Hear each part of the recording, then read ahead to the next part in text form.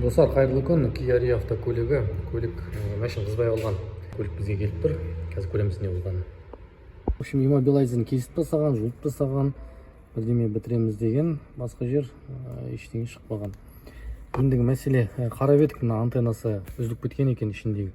Ол пайкілеуге де келмейді, өкінішке орай. Обмоткасының неше виток екенін де білмейміз. Ал мынаны қара пластмасты ауыстыру үшін замок тұтас ауыстыру керек болады.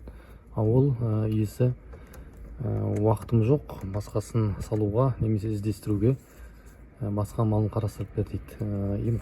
Басқа амалын қарастырып бергенде тек иммобилайзерін сөндіріп береміз, чек жанбайтындай қылып. Себебі қазір міне антенналар жылынып жатыр ғой, мына антенналар.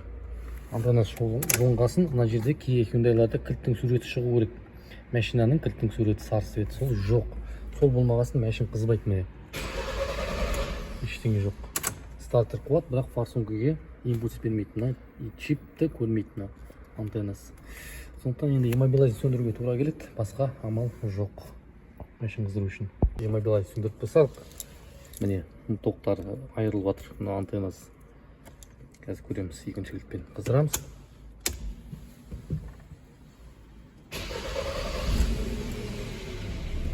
Машин қызды. Кішкене бензинде перебойы бар екен өзінікі, бірақ бізге қатысы жоқ. Біз сөндіріп тастадық. Міне екі антеннасы, екі толы. Осылай Kia Rio, Hyundai Accent автокөліктердің демасын сөндіруге болады. Және Santa Fe, Tucson'дардың сөндіруге болады.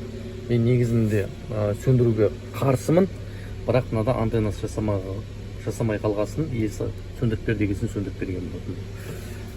Осылай міне иммобилайзер сөндірген болатынбыз. Ендеше мынандай Starline кілт салатын антенна керек емес, өзі автозапуспен қыза береді. Барыңызға рахмет, сәттілік.